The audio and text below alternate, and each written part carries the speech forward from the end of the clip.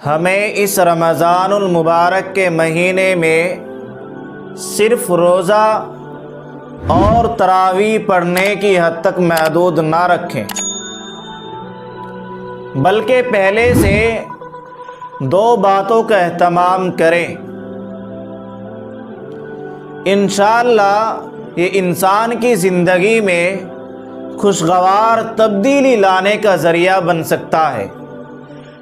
2 باتوں کا اہتمام کریں۔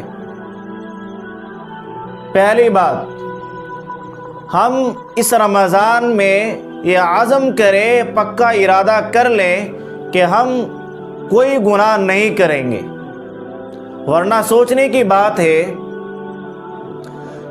رمضان المبارک کے مہینے میں آپ نے اللہ کے حکم کی خاطر کھانا چھوڑ دیا، پینا چھوڑ دیا۔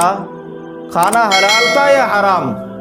حلال تھا، لیکن آپ نے اللہ کے حکم کے خاطر چھوڑ دیا۔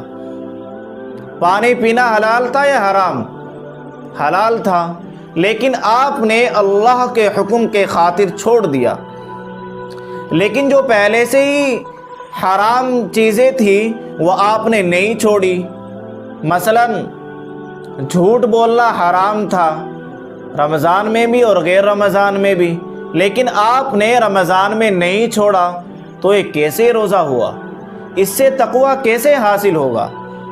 اسی طرح غیبت کرنا، کسی کو دھوکہ دینا پہلے سے ہی حرام تھا، لیکن آپ نے نہ تو رمضان میں چھوڑا اور نہ ہی غیر رمضان میں چھوڑا، تو اس سے تقویٰ کیسے حاصل ہوگا؟ اس لیے ہم جس طریقے سے اللہ کے حکم کے خاطر حلال چیزوں کو چھوڑ دیتے ہیں، ایسے ہی ہم جو پہلے سے حرام ہے ان چیزوں کو بھی چھوڑیں۔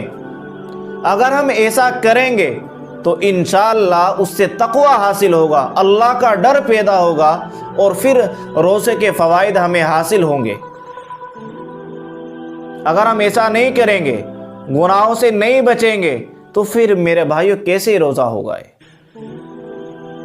تو ہم یہ ارادہ کریں کہ انشاءاللہ روزے کی حالت میں رمضان میں آنکھ غلط جگہ نہیں جائے گی،